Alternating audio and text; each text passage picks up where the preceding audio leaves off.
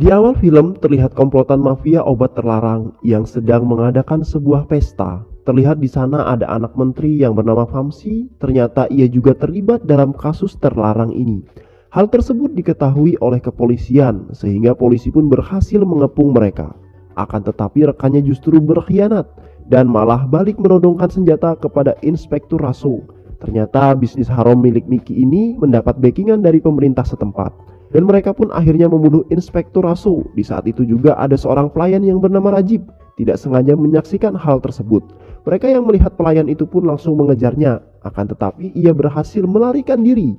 Kemudian untuk menghilangkan jejak kejahatannya, polisi pun membuat skenario seolah-olah Inspektur Raso bunuh diri karena menerima suap. Di sisi lain, ayah Famsi yang bernama Gopardan resah karena Rajib si pelayan belum juga ditemukan.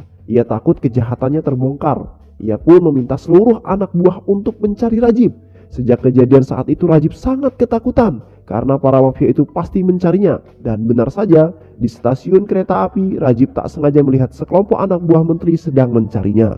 Saking paniknya, Rajib tak sengaja menabrak seorang pria yang bernama Chandu. Chandu bertanya kepada Rajib, akan tetapi Rajib tidak mengatakan apapun dan ia pun langsung meninggalkan Chandu. Begitu juga Chandu yang langsung melanjutkan perjalanan menuju tempat kerjanya. Chandu merupakan seorang karyawan di perusahaan Darmart. Chandu merupakan orang yang sangat ramah. Tak heran banyak orang yang dekat dengannya.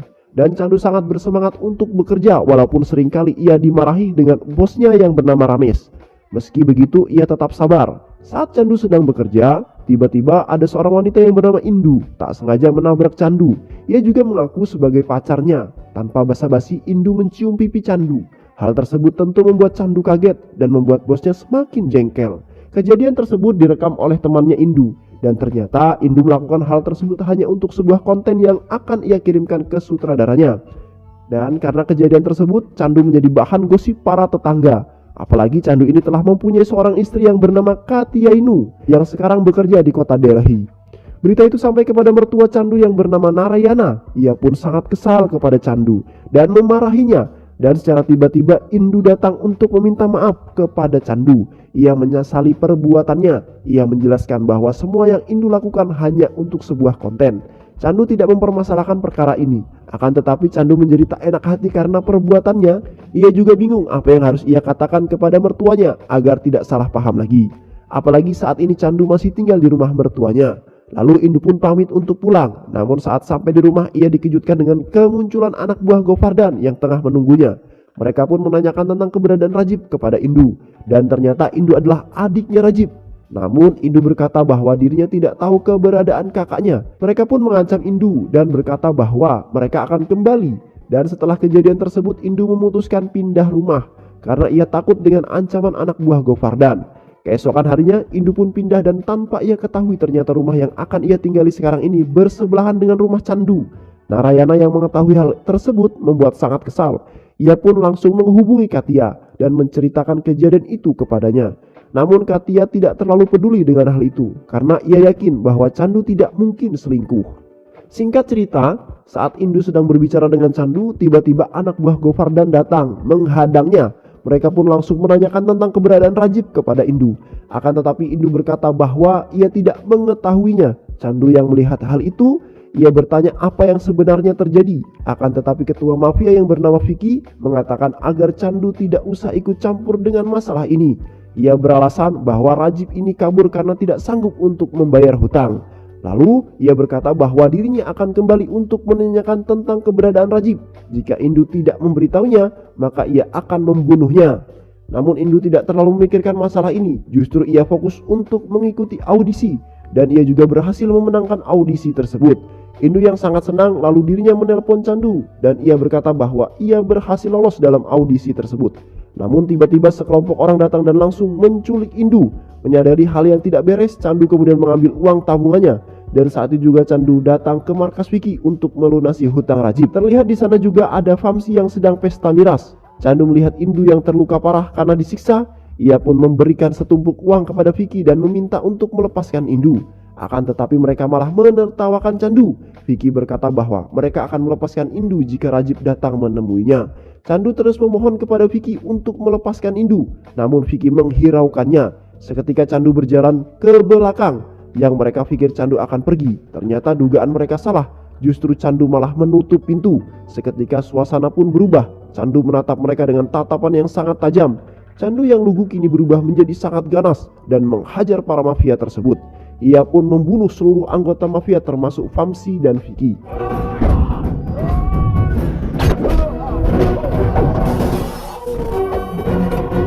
Setelah berhasil mengalahkan mereka semua, Candu segera membawa Indu ke rumah sakit. Dan setelah semua selesai, Candu pun kembali bekerja seperti biasa, seakan-akan tidak terjadi apa-apa. Di sisi lain, Menteri Govardan sangat sedih atas kematian anaknya. Ia pun meminta bantuan gangster yang sangat ganas untuk mencari siapa pelaku yang telah membunuh anaknya. Mereka pun langsung melakukan penyelidikan ke tempat kejadian. Saat memeriksa CCTV, mereka melihat ada seorang pria yang memasuki tempat pembunuhan, dan itu adalah Candu. Ia kemudian menyimpulkan bahwa Candulah pelakunya. Lalu ia pun menghubungi Govardan dan berkata bahwa Candu yang telah membunuh Vamsi, karena ialah yang terakhir masuk ke tempat kejadian. Candu yang tak punya rasa takut sedikit pun menjalankan aktivitas seperti biasa. Setelah selesai bekerja, ia pulang ke rumah. Akan tetapi justru hal yang selama ini ia takutkan terjadi, yaitu kedatangan Sruti, sepupu dari istrinya. Ia takut rahasianya terbongkar, karena selama ini yang selalu mertua hubungi adalah Sruti, bukan Katia. Candu yang meminta agar Sruti berpura-pura menjadi Katia, namun Candu meminta Sruti untuk tetap tenang. Lalu Candu pun pergi untuk berjalan-jalan keluar. Saat di jalan, ia bertemu dengan Indu bersama Rajib yang baru keluar dari rumah sakit. Ia sangat berterima kasih atas bantuan Candu selama ini dan berkata ia tidak takut lagi untuk keluar. Candu berkata bahwa Rajib harus tetap berhati-hati dan waspada. Ia memberikan Rajib sebuah kartu nama. Ia meminta Rajib untuk pergi ke Hotel Mumbai. Di sana ia akan mendapatkan pekerjaan. Hal ini bertujuan agar Rajib terhindar dari hal-hal yang tidak diinginkan. Rajib berkata kepada Candu, "Siapakah Anda sebenarnya?" Akan tetapi Candu langsung meninggalkan Rajib sambil tersenyum. Sementara itu, di tempat Candu bekerja terjadi sebuah masalah di mana ada seorang pegawai yang bernama Fabji. Ia mencuri uang perusahaan sebesar 100 juta. Hal itu terpaksa ia lakukan untuk pernikahan anaknya. Mendengar kabar uang itu hilang dicuri, membuat manajernya sangat marah. Saat itu semua pekerja dikumpulkan dan mereka pun mengundang polisi untuk menyelidiki kasus tersebut. Kedatangan polisi seketika membuat Fabji sangat panik. Akan tetapi Candu yang telah mengetahui hal itu, ia meminta agar tetap santai. Dan saat polisi memeriksa semua karyawan, polisi itu pun terkejut melihat wajah Candu, si pembunuh Vamsi, ada di situ. Lalu Candu mengaku bahwa ialah yang berbuat atas pencurian ini. Hal itu ia lakukan karena ia ingin menyelamatkan Fabji. Polisi itu pun tidak menyia-nyiakan kesempatan itu. Mereka langsung membawa Candu ke kantor polisi. Dan berita pencurian ini menyebar dengan cepat di televisi. Media pemberitaan bahwa Candu telah mencuri uang perusahaan. Berita pencurian itu pun sampai kepada pemimpin pusat Dharma Group, yaitu Raja Sekar. Ia merupakan seorang pengusaha yang sangat disegani oleh semua kalangan. Ia sangat terkejut saat melihat wajah pelaku pencurinya, yaitu Candu. Tanpa pikir panjang, ia pun segera berangkat untuk menemui Candu. Di sisi lain, polisi korup yang dari awal dendam kepada Candu, ia menyiksa Candu dan menginterogasinya. Akan tetapi Candu tak berkata sepatah kata pun. Sementara itu di luar kantor, para warga dan keluarganya Candu melakukan demo. Mereka meminta agar Candu dibebaskan, karena mereka kenal Candu adalah sebagai orang baik dan tidak mungkin ia melakukan pencurian. Akan tetapi polisi tidak memperdulikannya. Ia menangkap Candu atas permintaan Govardan karena ia telah berani membunuh anaknya. Lalu Govardan memerintahkan polisi untuk membawa ke tempat yang ia perintahkan. Tidak berselang lama, Raja Sekar pun datang ke kantor polisi. Para warga yang melihat hal itu sangat terkejut melihat bos besar Dharma Group datang mencari Candu. Ia sangat marah ketika mengetahui Candu tidak ada di kantor polisi. Ia pun menelpon komisaris polisi untuk segera mencari Candu. Saat itu Raja Sekar berkata bahwa ia tidak mempermasalahkan kondisi Candu karena ia percaya bahwa tidak ada yang sanggup membunuh Candu. Dan benar saja, saat Govardan dan seluruh anak buahnya akan membunuh Candu, justru keadaan terbalik. Malah Candu yang menghabisi mereka semua. Saat polisi korup akan membunuh Candu, tiba-tiba seseorang menembaknya dari belakang. Ternyata itu adalah Raja Sekar beserta para polisi. Lalu Raja Sekar langsung menggampar polisi tersebut. Polisi korup itu pun akhirnya ditangkap. Dan saat itu juga Raja Sekar menjelaskan bahwa Candu bukanlah seorang karyawan, melainkan ia adalah pemimpin sekaligus pemilik perusahaan Dharma Group yang aslinya Chandra Sekar Dharma. Seketika semua orang pun terdiam. Candu adalah ketua pusat perusahaan Dharma Group dan harta kekayaan Candu sangat melimpah. Ia adalah orang terkaya di India, tercatat membayar pajak paling besar. Bahkan ia sanggup mengontrol keuangan negara. Bisa dibilang ia adalah diktator, ungkap mantan orang tangan kanan Candu. Semua keluarga Candu sangat kaget, yang mereka kira seorang karyawan bawahan ternyata seorang pimpinan perusahaan dan orang terkaya se-India. Ketika itu Narayana menelepon Katia, anaknya, untuk menjelaskan apa yang sebenarnya terjadi. Akan tetapi Narayana justru menelpon nomor milik Shruti dan yang mengangkat adalah calon dari Shruti. Ia berkata bahwa dia adalah salah sambung. Mendengar hal tersebut, Narayana merasa sangat kesal kepada Shruti bahwa selama ini ia telah dipermainkan. Narayana mengomel-ngomel kepada Shruti, dan saat itu juga Candu dan Raja Sekar tiba di rumah. Saat itu Narayana semakin emosi dan mengatakan, jika ini bukan Katia, terus mana Katia? Candu pun memberitahu apa yang terjadi sebenarnya dan menjelaskan apa sebenarnya yang terjadi dan siapa Candu sebenarnya.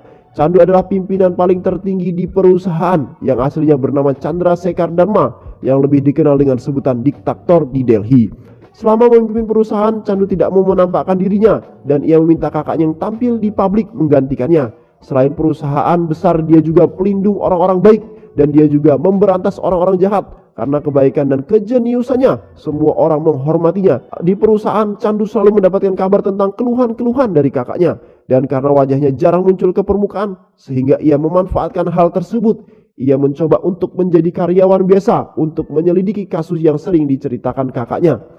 Dan kebetulan saat di sana ia melihat manajer yang sedang mengomel-ngomel. Lalu ia memanfaatkan momen itu untuk menyamar ingin mendaftar pekerjaan di sini. Dan orang itu bernama Katia. Saat itu Katia berbicara dengan sinis saat Candu menjelaskan tentang cara bagaimana usaha dan ekonomi itu bekerja. Candu menjelaskan dengan sangat detail. Katia yang mendengar hal itu sangat takjub dengan Candu. Dan saat itu Katia berkata, jangan bekerja di sini. Jika Anda bekerja di sini, Anda tidak akan pernah sukses di sini.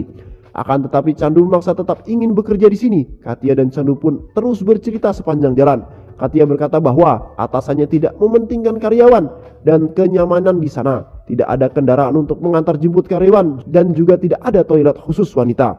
Ia juga berkata, jika Anda ingin benar-benar bekerja, saya akan mengajukan Anda kepada teman-teman saya. Dan mereka pun berpisah di tengah jalan. Keesokan harinya, Katia dibuat terkejut karena perusahaan kini memiliki fasilitas yang lengkap. Hal itu membuat Katia bingung apa yang sebenarnya terjadi. Dan saat itu Katia mendadak mendapat penghargaan sebagai karyawan terbaik. Dan Katia sangat terkejut dengan semua ini. Ia yang sempat meremehkan Candu, ternyata Candu adalah pemilik sekaligus bos besar perusahaannya. Dan di saat itu juga Candu datang dengan penampilan sebagaimana miliarder. Di hari itu juga Candu datang menemui Katia. Dan ia berkata bahwa dirinya ingin menikahi Katia. Dan sepupunya Shruti berkata bahwa Katia tidak mau menikah dengannya. Karena perkataan Shruti membuat Katia kesal. Karena memang sebenarnya Katia suka kepada Candu. Katia juga ingin menikah dengan Candu. Hal itu ia lakukan karena Shruti tahu bahwa Katia suka kepada Candu. Ia memancing Katia agar Katia mau jujur tentang perasaannya. Dan keluarganya Candu pasti sangat setuju dengan wanita pilihannya. Karena keluarga Candu tidak pernah memandang seseorang dari hartanya. Bahkan keluarganya memajukan pabrik kapas milik Prasad yang hampir bangkrut. Karena ayahnya dulu pernah bekerja buruh di pabrik itu. Dan Candu ingin membalas jasanya. Karena prinsip Candu, keuntungan dalam usaha itu nomor 2. Yang terpenting adalah kepuasan hati. Masalah pun muncul ketika ada investor dari Italia ingin membangun pabrik kimia. Dia menginginkan lahan di pabrik milik Prasad. Agar usaha berjalan lancar, ia meminta bantuan kepada Mahimarai. Sebenarnya dia adalah sosok wanita jahat dan rela melakukan apapun demi bisa terwujudnya keinginannya. Ia juga memiliki seorang menantu bernama Vishnuambar yang selalu siap menuruti apa saja yang diperintahkan Mahimarai. Mereka pun pergi ke pabrik kapas milik Prasad untuk membelinya. Akan tetapi Prasad tidak akan pernah menjual pabrik miliknya itu. Di sisi lain, keluarga Katia sedang ditimpa musibah, yaitu suami kakak Katia pergi meninggalkan kakaknya. Dan suami kakaknya itu adalah orang kaya. Sebab itulah ayahnya tidak ingin Katia bernasib sama seperti kakaknya. Ayahnya berkata bahwa Katia jangan menikah dengan orang yang pada saat ini Katia ingin mengenalkan calon suaminya yang kaya kepada ayahnya. Namun setelah ayahnya berpikir begitu, Katia pun mencari cara agar Candu diterima di keluarganya. Dan saat Candu datang, Katia panik. Ia meminta Candu agar mengganti penampilannya. Katia berkata bahwa jika ayahnya tahu Candu orang kaya, maka ayah tidak akan merestuinya. Lalu Candu menuruti kemauan Katia. Ia mengubah penampilannya, merubah identitas. Candu berkata bahwa ia adalah bawahan Katia, serta mengubah sekretarisnya Candu sebagai bosnya Candu. Dan Candu mengaku bahwa ia adalah anak yatim piatu. Dan Narayana pun merestui pernikahannya. Akan tetapi keluarga Candu tidak setuju dengan rencana itu karena keluarga Candu ingin pernikahan Candu dibuat mewah dan meriah. Namun Candu yang cerdas pun membuat sebuah rencana. Ia membuat sebuah undian berhadiah. Bagi setiap pemenang acara pernikahannya akan ditanggung perusahaan. dan Katia pun memenangkan undian tersebut. Singkat cerita, acara pernikahan pun berlangsung dengan sangat megah. Ketika itu keluarga Chandu dikenalkan sebagai pemilik usaha. Saat acara dimulai, Narayana bingung karena banyak orang-orang penting India yang menghadiri acara tersebut. Namun ia mengira perusahaanlah yang mengundang. Akhirnya Katia pun telah sah menjadi istri dari seorang sultan besar dan mendapatkan seluruh fasilitas mewah. 1 bulan kemudian, investor Italia datang menemui Mahimarai untuk menagih janjinya. Namun Prasad tak kunjung memberikan pabrik miliknya, sehingga menantunya pun turun tangan untuk menghancurkan pabrik tersebut. Ia membantai semua karyawan termasuk Prasan, dan pabrik pun langsung dibakar. Chandu yang mendengar kabar tersebut segera datang ke pabrik. Akan tetapi ia terlambat. Sebelum tewas Prasad, ia sempat mengatakan bahwa Visnuambarlah pelakunya. Mendengar hal itu, Chandu sangatlah marah. Ia kemudian mendatangi markas Visnuambar. Akan tetapi Visnuambar berhasil kabur menyelamatkan diri. Kemudian Chandu pun menemui Mahimarai. Chandu berkata dia akan memberikan waktu 2 hari untuk menyerahkan Visnuambar untuk dibunuh. Saat Chandu sedang melakukan makan malam bersama keluarganya menasihati Chandu agar dirinya tidak lagi memperpanjang urusan dengan Mahimarai karena ia merupakan seorang tokoh agama, apalagi karena hal sepele pabrik kapas. Namun mendengar hal itu, Chandu sangat marah karena keluarganya tidak menghargai sejarah ayahnya, dan Chandu berkata bahwa ia akan membalaskan dendam kepada Visnuambar. Keesokan harinya Chandu mendapatkan kabar bahwa keluarga Chandu diculik oleh Mahimarai. Seketika Chandu pun langsung pergi menemui Mahimarai. Mahimarai berkata bahwa jika Chandu ingin keluarganya selamat, Chandu harus bersujud di hadapannya untuk meminta maaf kepadanya. Mahimarai juga berkata bahwa jangan bermain-main dengannya jika Chandu masih ingin tetap hidup. Namun Chandu hanya terdiam, dan saat itu Mahimarai dihubungi keponakannya yang sedang di Uttar Pradesh dan keluarga yang berada di Italia. Mereka semua meminta bantuan kepada Mahimarai karena saat ini mereka ditodong dengan senjata api. Saat itu juga Chandu tersenyum bahagia karena melihat kekhawatiran Mahimarai. Chandu berkata, kamu bisa menculik keluarga saya yang di rumah, akan tetapi saya bisa menculik semua keluargamu di penjuru dunia. Dan sebaliknya justru Mahimarai lah yang meminta maaf kepada Chandu agar membebaskan keluarganya. Mahimarai pun mengakui kekalahannya. Chandu juga berkata bahwa Visnuambar sudah ditahan dan dia ingin membunuhnya. Sesuai kesepakatan, Chandu akan membebaskan semua keluarga Mahimarai kecuali Visnuambar. Chandu memerintahkan anak buahnya agar Visnuambar segera dibunuh, dan Chandu pun berhasil menyelamatkan keluarganya. Hal itu membuat Mahimarai sangat murka. Ia mengerahkan seluruh pasukannya untuk menghabisi seluruh keluarga Chandu. Saat di perjalanan pulang, Chandu dihadang oleh anak buah Mahimarai. Akan tetapi itu bukanlah hal yang sulit bagi Chandu untuk menghabisi mereka semua. Namun Katia terkena tusukan senjata tajam.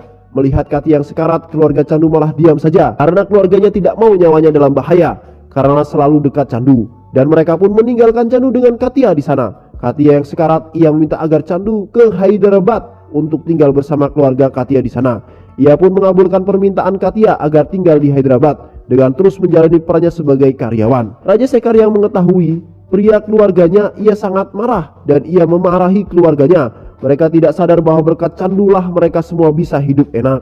Mereka semua pun akhirnya sadar. Mereka berniat menemui Chandu untuk meminta maaf. Akan tetapi Raja Sekar tidak mengizinkan, karena jika Chandu sudah membuat keputusan, maka tidak ada yang sanggup mengubahnya. Keluarga Katia sangat tersentuh dengan perjuangan Chandu. Mereka kemudian menanyakan keberadaan Katia, dan ternyata Katia yang koma selama ini dirawat di rumah sakit, dan mereka pun langsung menjenguk Katia di sana. Dan akhirnya Katia pun berhasil melewati masa kritisnya. Mereka semua berkumpul dan saling memaafkan tanpa adanya hal yang disembunyikan lagi. Kemudian Raja Sekar memberitahu Chandu kabar buruk bahwasanya Visnuambar sekarang masih hidup karena ada anak buah Chandu yang berkhianat demi uang. Dan saat kepergian Chandu, kini kondisi Delhi sangat parah karena yang berkuasa saat ini adalah Mahimarai dan Visnuambar. Raja Sekar meminta supaya Chandu kembali ke Delhi lagi. Mahimarai yang mendapatkan kabar bahwa Chandu kembali, ia sangat panik dan mereka berencana ingin menghabisi Chandu. Iparnya Chandu yang bernama Sivaram datang menawarkan diri menjadi anak buah Visnuambar. Sivaram berkata bahwa ia sangat kesal dengan Chandu karena ia selalu dicaci maki. Sivaram ingin bekerja sama untuk menghabisi Chandu dan mereka pun menyetujuinya. Singkatnya, Visnuambar and the gang datang untuk membunuh Chandu. Mereka pun mengetahui tempat tinggal Chandu berkat Sivaram. Namun, saat akan menyerang, tiba-tiba mobil rombongan milik Visnuambar meledak dan terungkap fakta bahwa itu adalah ulah Sivaram. Ia berpura-pura mau bekerja sama dengan Visnuambar dan Sivaramlah yang telah menempelkan bom di mobil mereka. Sivaram juga berkata bahwa ia membawa Vishnu Ambar kemari bukan untuk menghabisi Chandu, justru sebaliknya, agar Chandu bisa membunuh Anda. Chandu pun langsung menghajar Vishnu Ambar beserta anak buahnya. Dan pada akhirnya, Chandu pun berhasil mengalahkan mereka semua. Kini hanya tersisa satu yang masih hidup, yaitu Mahimarai. Di tempat lain, Mahimarai yang menunggu kabar atas tewasnya Chandu justru dikagetkan dengan kedatangan Chandu. Ia berkata, seandainya dia bukan wanita, kupastikan Anda akan tewas. Berhubung dia wanita, Chandu perintahkan agar Mahimarai pergi untuk meninggalkan India saat ini juga. Dan jika ia tidak pergi dari India, maka dia akan menghabisinya. Dan film pun selesai.